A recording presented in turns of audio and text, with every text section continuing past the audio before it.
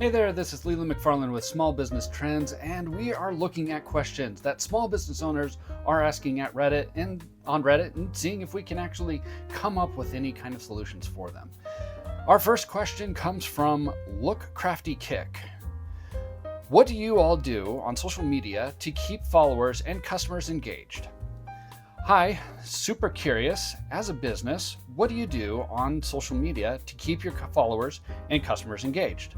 Our LinkedIn and Facebook looks dead, and I was hoping to change it since I often show up on Google first.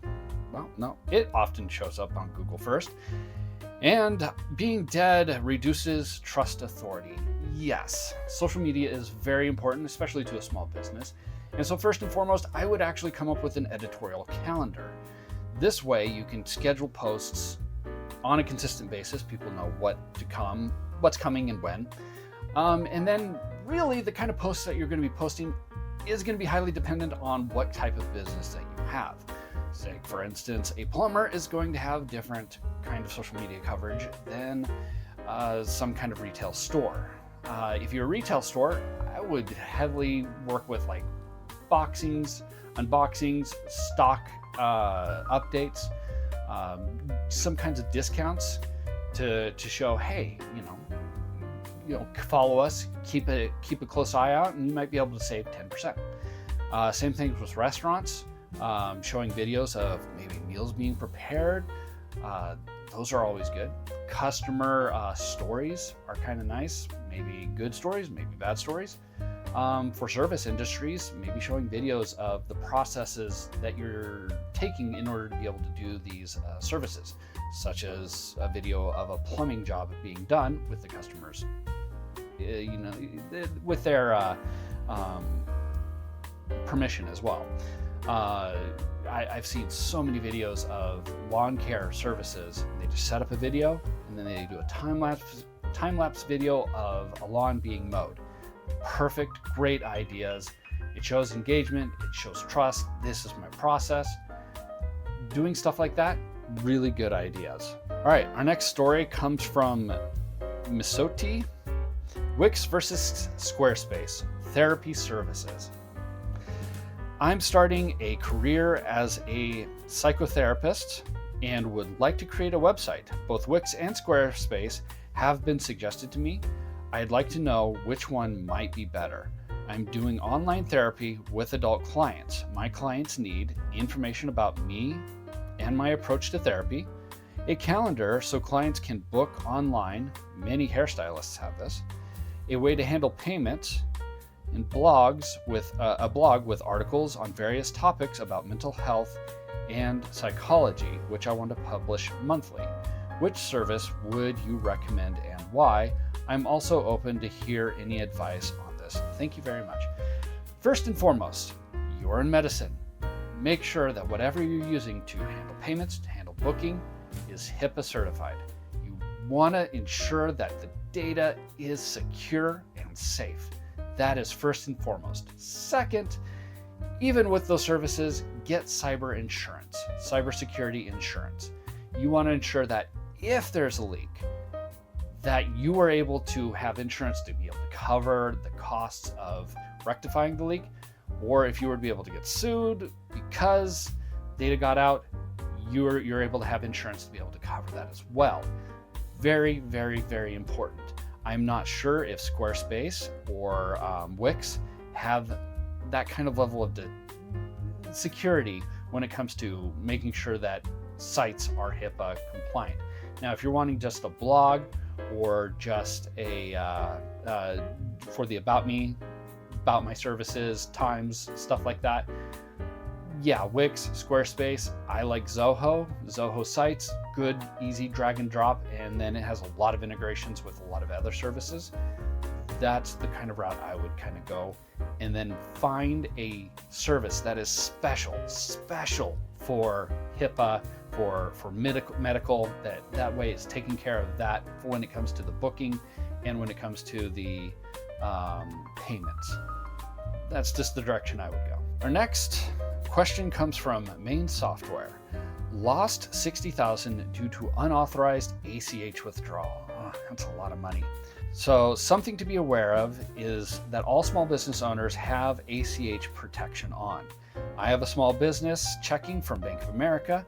I used to receive payments from a customer, a random company I had never heard of, withdrew $60,000 from using ACH. It was pending Thursday and posted Friday. I was told I have to wait until posting to submit the claim, so I did. My question is, how likely am I to get the money back? My account is negative $55. The poster says $55. I'm guessing $55,000 because I only had a few $1,000s in there.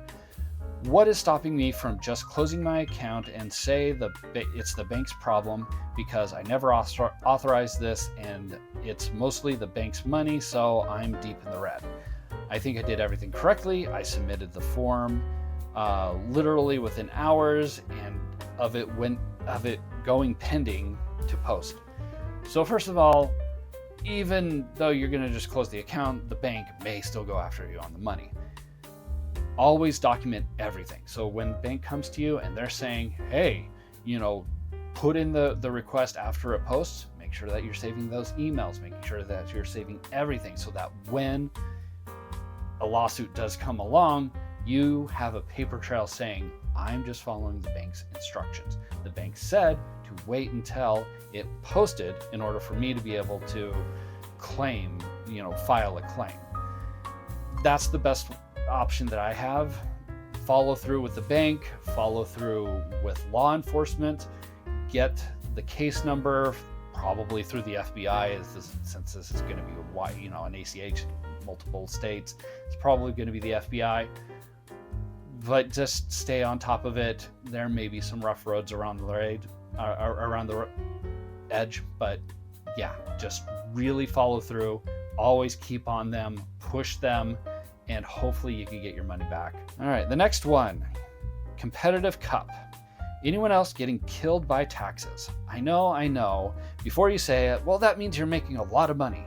Okay, I do, but literally, I bust my butt 7 days a week for it. My off time is occupied with thoughts and worries about the business. I'm not going to shut down my business over taxes, but does anyone lose their drive to grow an empire because the more you make, the higher your taxes grow? I'm at a point where I'm like, do I grow more stress for less money per dollar? I don't know.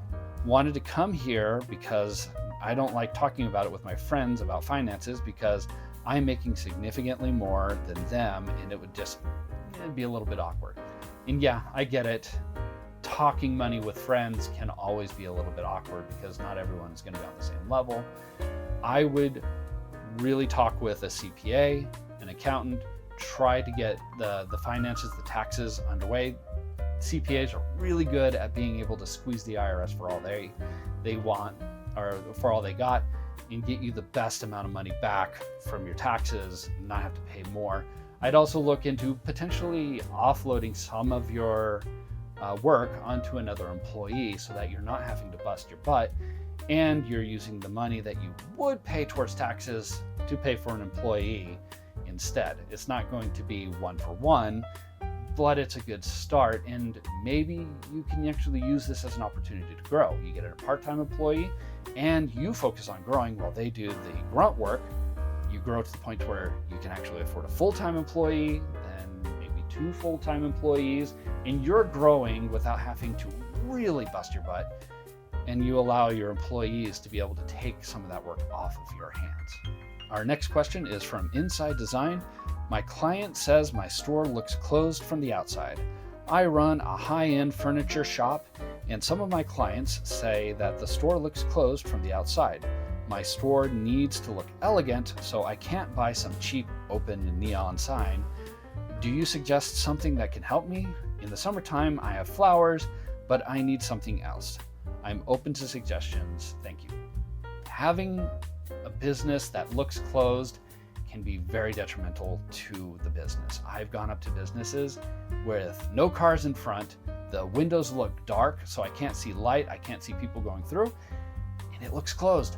And I'm afraid I don't want to start, opening up a door and it's closed. It looks a little awkward.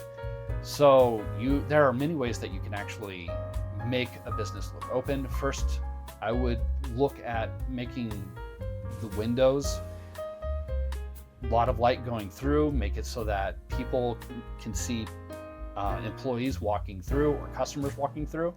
I would also park in the front near the entrance so that if someone were to be able to come up to the establishment, there's already a car there. There's no one in the car because you're in your business.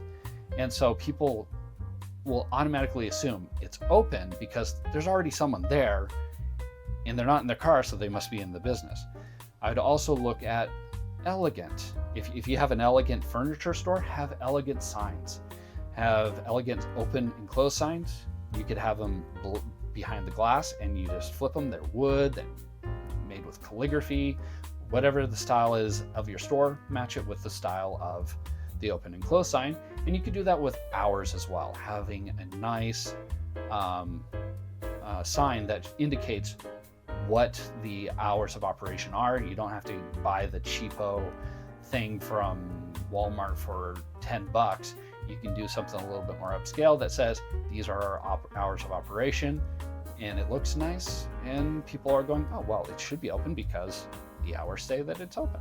All right, that's all the questions that we have for today. What did you think? Would you do anything different? Let me know in the comment section below. And hey, this is my first video, so please feel free to give a like, a share, a follow. I would greatly appreciate that.